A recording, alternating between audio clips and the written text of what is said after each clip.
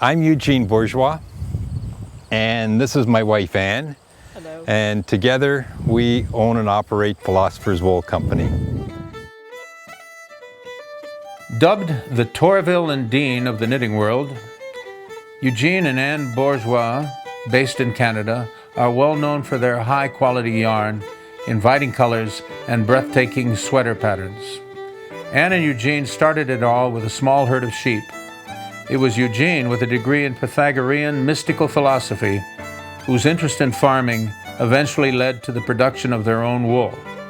Anne's creativity and two-handed ferrule stranding technique completed the picture, and the Philosopher's Wool Company has now developed an international reputation. When he's not helping to shear his sheep or tend to the many farm tasks, Eugene can sometimes be found sitting peacefully, knitting. Learn to knit a hat as Eugene walks you through the steps and helps you create a warm, useful creation. Follow the pattern included with this DVD. With a skein of yarn and Eugene's patient advice, you'll be knitting in no time.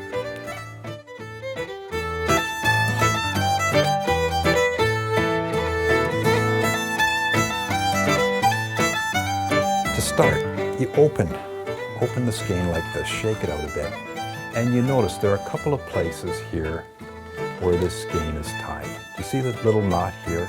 So all you do is pull that loop, untie the wool, and you've got an end. And you take that end out and then wrap it over your knees like this, and you start winding up.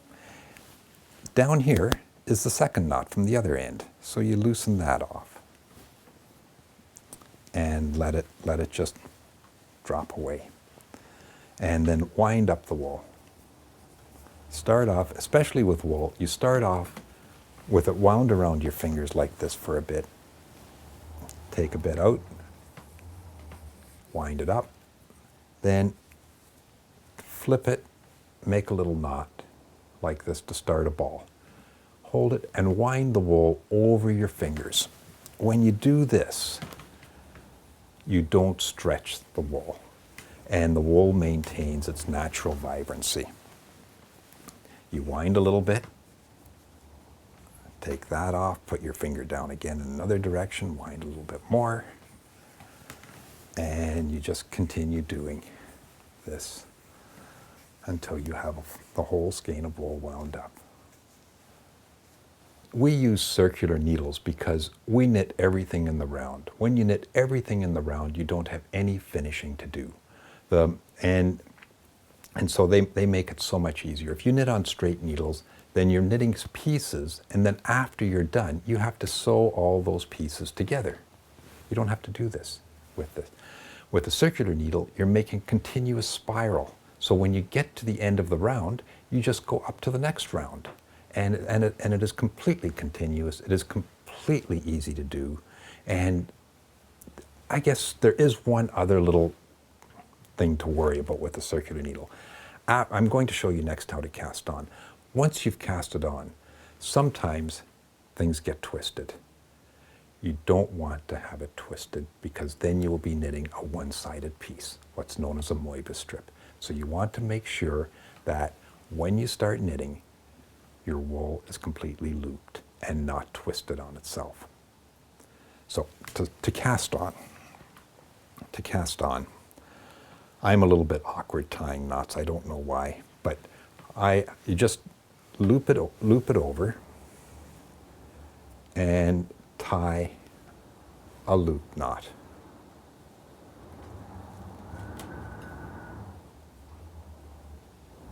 So you see how I've got this little knot here. The noose goes up and down, and that's what you want. So you start off, you pull this down a wee bit, not too tight. I pulled that a wee bit too tight for this purpose. You don't want to cast on using this short tail here. You want to keep that out of the way.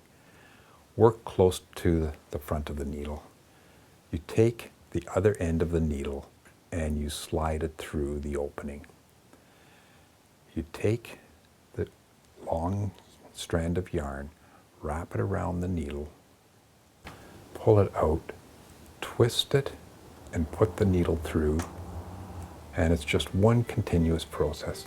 Pull it down a bit, do it again, take the yarn out, twist it, pull the wool through,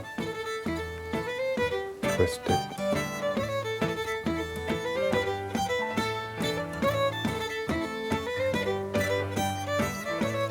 Sometimes you have to breathe. You need to use a pattern.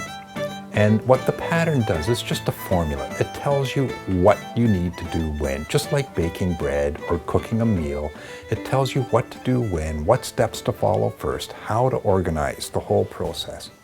With casting on, it will tell you, cast on 88 stitches, which is what we're going to do for this hat. You're going to cast on 88 stitches. Well, what does that mean? Cast on 88 stitches. Well, you see, I've just started here, and I've got 1, 2, 3, 4, 5, 6 on.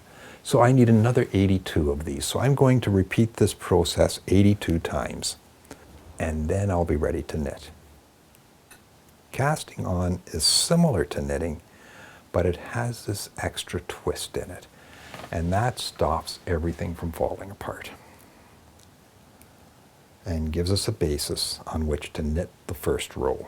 Or in this case, they're not rows, they're rounds, because we are knitting everything in the round. Now you see, I'm not really going in the round yet, but you can see how the knitting will become round. As this pushes its way down, it'll come right around to the other side, and then I'll be ready to start. Okay, so now you can see that we've got 88 stitches cast on here. We're all done the casting on. Now, I've twisted this just to give you an idea of what the twist will look like. Do you see if I let it go, it'll all come back undone. But you see as you scan along this, the yarn is twisted. So we want to make sure that's not happening. The cast on edge is here. We want that on the bottom because the knit stitches are on top. The loop is what we're going to knit into, the one that's on top here. You also want to make sure this end doesn't slip off. So here we go. Let me just check again that everything is okay. Everything is looped around correctly. I'll pick up the yarn, and now we're ready to start knitting. I was teaching my granddaughter to knit. I was reading a story to her before that about this woman in pioneer times, grandmother teaching her granddaughter to knit. And what she said is that you lead the horse into the stable. You put the harness around his neck. You lead the horse out of the stable, and then you let it go. And that's a knit stitch. Again, you lead the horse into the stable, you put the harness around his neck, you lead the horse out of the stable, and then you let it go. And that's all there is to a knit stitch. Now some people are more comfortable knitting with the yarn on their left hand. Perfectly acceptable. Same process, except with the left hand, the wool is already there, ready to be picked up. And that's why Europeans call this picking. So you just put the needle in, tip the needle over the yarn, and pick it through, like a crochet stitch. Again, you just put the needle in, tip the needle over, and pull the stitch through. Do you know there's 16 ways to make a stitch. Every one of those ways is correct as long as you do it all the time. Don't believe it when somebody tells you there's only one way to do this. There's 16 different ways to make a stitch. Every one of them is right. Do what comes most naturally and most comfortably to you. That's all that matters. The reason most people have tight knitting is because they're knitting on the tips of the needle. You see how the tips are narrower so that it makes it easy to go into the stitch. They're knitting on the tips of the needle and they're not pulling the yarn back onto the shank. The shank down here is where the gauge of the needle is. Make an effort at first to pull the wool all the way back. So you cast the wool around, take the stitch out and push it back. Make an effort to do that. Don't yank this tight afterwards. Leave it a little bit loose. It doesn't matter.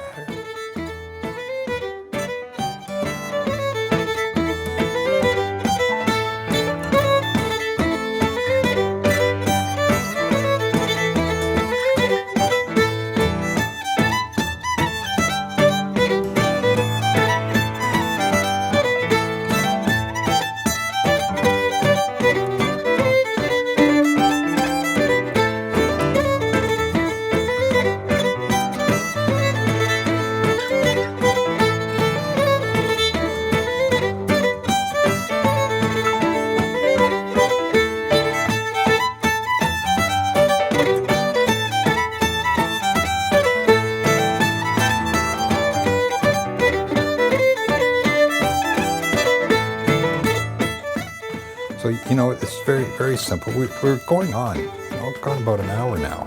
Look how much we've got. We've got this. Now, the advantage of the real beauty of this hat, it doesn't have ribbing in. Look at it. Look how it all curls up nicely. It's going to make a nice little roll at the top of the head. So we just keep going on knitting, and man, in another 2.5 hours, I think I'm going to be ready to start decreasing. I'm sure I will be. 35 rows, it's not very much. And you can look at the world around you. Knitting becomes so automatic. You don't have to really pay attention to what you're doing. I know people who read and watch and knit. I know scholars who are attending lectures, and instead of taking notes, they knit. And knitting focuses your mind wonderfully, because what it does is it occupies your hands. Your hands aren't fidgety. You're not wondering what to do. You see, I'm continuing to push that needle all the way through. And then my tension is just going to be really, really great. And you go on, and I don't know. It's just such a comforting activity. And it's real. Well, now we're up and ready to decrease. The pattern here now calls for us to knit 2 stitches, then we knit 2 together. Then we knit another 2 stitches, knit 2 together, and we repeat that to the end of the round. And we do that for that entire round, and that's the first round of decreases. Then we're going to knit 6 plain rows again. Then we get up to the next decrease row where we're going to knit 2 stitches, knit 2 together, knit 2 stitches, knit 2 together. So here I go. So I knit 2 stitches, 1, 2. So instead of just going into 1, I go into 1, I go into 2 of them. There. There, I've got 2 together right now. Knit that and take the stitch out. So there you see the 2 stitches are on the needle. They both come off and they're knit together. That's a decrease. Knit 2 stitches.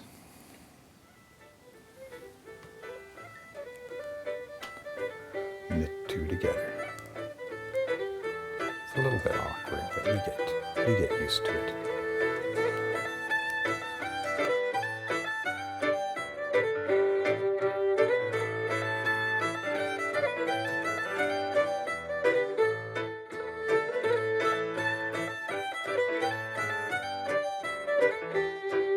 So we've got the entire hat made.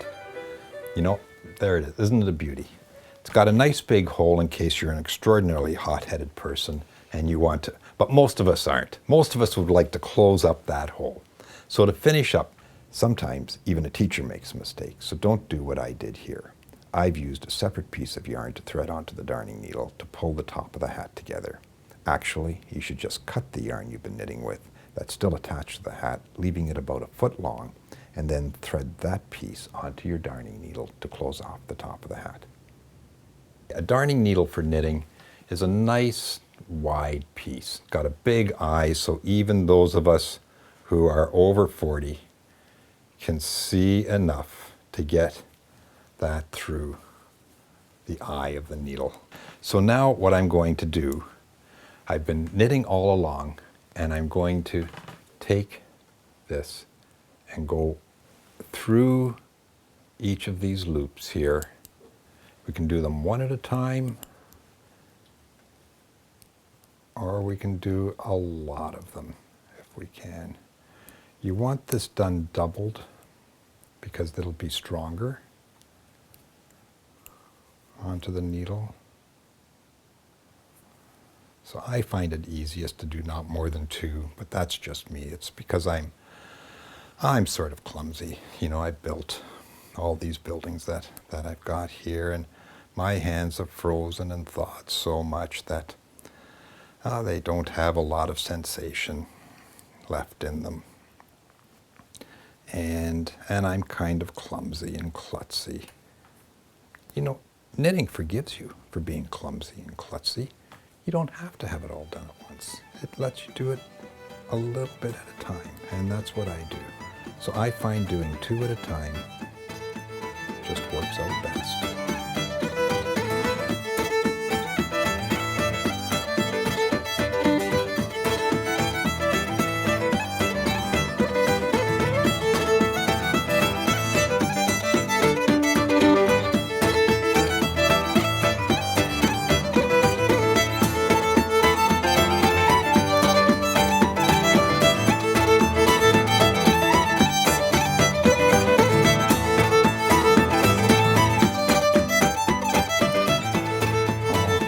Sometimes, you know, when you concentrate, you forget about talking. And I'm afraid I find going through these small holes. Oh, look at that, I'm almost at the end. Got just a few more. Again, this will be easier if you do it the right way. Once you've gone through all the stitches on the knitting needle with the darning needle, just give a tug on the darning needle. This will pull all the stitches together as you watch the hole shrink up to nothing. Now you've got a hat, but the yarn will be sticking out the top. Push that darning needle through that tiny hole at the top, tie a knot inside of the hat, and cut the yarn. That's it. Now you're done. You've got a hat.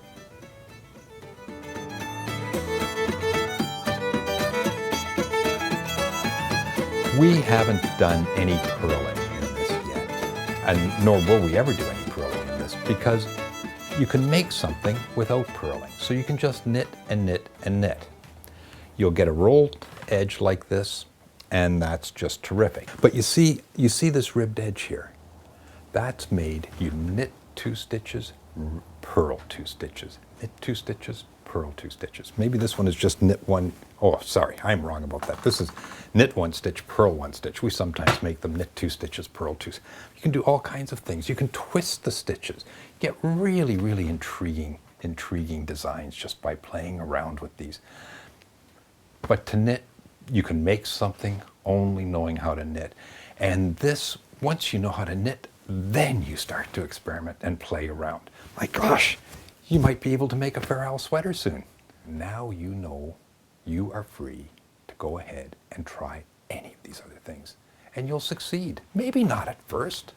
I mean, look at me. I was dropping those things and struggling away. That's the way it is. But you get through it, you do it, and you have great fun.